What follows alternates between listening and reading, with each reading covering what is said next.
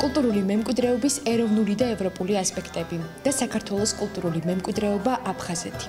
ასე ეწოდებოდა იმ პროექტებს, რომელიც 4-დან 11 ოქტომბრის ჩათვლით აფხაზეთის მთავრობისა და რომუალდო დელ ბიანკოს ფონდს შორის გაფორმებული მემორანდუმის ფარგლებში იტალიის ქალაქ ფლორენციაში განხორციელდა. Საერთო ყველანაირად უჭერს ხარს რომუალდო დელ ბიანკოს საქმიანობას საქართველოსთან მიმართებაში. ეს ფონდი აკეთებს უდიდეს საქმეს. ეს ფონდი აძლევს საშუალებას ქართველებს, აფხაზებს, სხვა ეროვნების წარმომადგენლებს, განსაკუთრებით იმათ, ვინც არიან კონფლიქტურ მდგომარეობაში, რომ ჩამოვიდნენ და აქ ევროპული ცივილიზაციის საყვანში შეხვდნენ ერთმანეთს და კიდევ ერთხელ მოიფიქრონ, ხომ არ ჯობია რომ ვიცხოვროთ ერთად. ხომ არ არის რაიმე ისეთი, რაც ჩვენ გვაერთიანებს და ის ხომ არ არის უფრო მეტი, რაც ჩვენ გვყავს. Აი ამ ერთი კვირის განმავლობაში ჩვენ გვყავდა 3 აფხაზი ახალგაზრდა და ქართველების და ამ აფხაზების და მეგობრებმა კიდევ ერთხელ გვანახავთ, ჩვენ შორის პრინციპში ჩატეხილი ხიდები არ არის საბოლოოდ განწირული, მათი აღდგენა შეიძლება საჭიროა შესაბამისი ძალისხმევა. ვიზიტის ფარგლებში ჩატარდა ინტერკულტურული სემინარები, გამოიფინა აფხაზეთის ტერიტორიაზე არსებული კულტურული მემკვიდრეობის ძეგლების ფოტოები, მოეწყო შეხვედრები ქართულ დიასპორასთან. მონაწილეთათვის საინტერესო ლექციები ჩატარდა ევროპის უნივერსიტეტში. რაც შეეხება სალექციო თემას, საუბარი შეეხებოდა ინტერკულტურულ დიალოგს, კულტურულ მემკვიდრეობას, ეროვნულ ბიოგრაფიებსა და ევროპულ ასპექტებს. პროექტის ფინალურ ნაწილში შერეულმა ჯგუფებმა წარმოადგინეს თავიანთი ნამუშევრები თემაზე, რა გვაერთიანებს, რა გვაშორებს.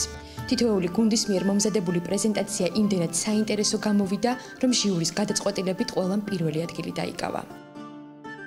დღეს ჩატარდა საბოლოო დახურვის კონფერენცია, სადაც წარმოადგენთ თემები თუ რა გვაშორებს და რა გვაახლოებს ჩვენ სხვადასხვა ქვეყნის წარმომადგენლებს ერთმანეთთან. მიმაჩნია, რომ კონფერენციამ ძალიან საინტერესო ჩაიარა, იქიდან გამომდინარე, რომ ჩვენ უფრო დიდი საშუალება მოგვეცა და უფრო დიდი არეალი მოგვეცა, რომ ერთმანეთს უკეთ დავაახლოვებოდეთ. რა თქმა უნდა, შედეგმაც არ დააყოლნა და დღესდღეობით ჩვენ უკვე გვაქვს რეალური ბაზა იმისა, თუ რა პროექტებს განახორციელებთ მომავალში ერთად. ერთი კვირის განმავლობაში ჩვენ ვიყავით ძალიან მნიშვნელოვანი მოვლენის მომსწრეები, რაც მდგომარეობს შემდეგში. სტუდენტური ვორქშოპი, რომელიც განიხილავდა თემას, თუ როგორ შეიძლება მოვაგვაროთ კონფლიქტები მშვიდობიანი გზებით.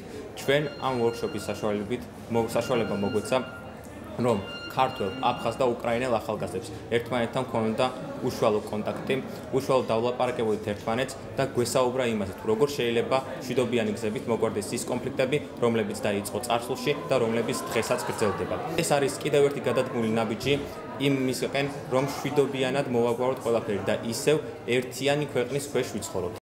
პროექტის შესახებ ინფორმაცია გავრცელდა იტალიის მედია საშუალებებშიც. შეხვედრის დეტალებს ვრცელი სტატიები მიუძღვნა იტალიურმა პრესამ, სადაც ხაზი გაესვა იმ ფაქტს, რომ კულტურული დიალოგი შედგა. დელეგაციას ხელმძღვანელობდნენ დობის აღდგენისა და შერიგების საკითხებში აფხაზეთის ავტონომიური რესპუბლიკის მთავრობის მინისტრის პირველი მოადგილე ბელა კოპალიანი და აფხაზეთის უმაღლესი საბჭოს დეპუტატი ადამ არშანია. პროექტის მხარდამჭერები კი იყვნენ დელ ბიანკოს ფონდი, საქართველოს საგარეო საქმეთა სამინისტრო, საქართველოს საელჩო იტალიაში, საქართველოს კულტურისა და ძეგლთა დაცვის სამინისტრო, საქართველოს პრეზიდენტის ფონდი და აფხაზეთის მთავრობა.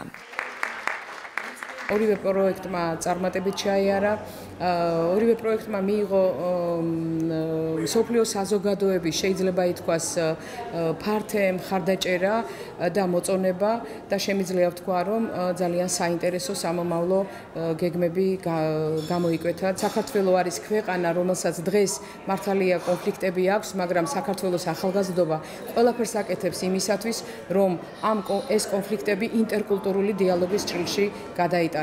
პრეზენტაციები, რომლებიც წარმოდგენილი იქნა ამ ღონისძიებაზე დასკვნით ნაწილში შეიძლება ითქვას, რომ ეს შეიძლება გახდეს სამომავლოდ რეკომენდაცია იმ ქვეყნებისათვის, რომელთაც თავიანთ ქვეყნებში კონფლიქტური მდგომარეობა აქვთ.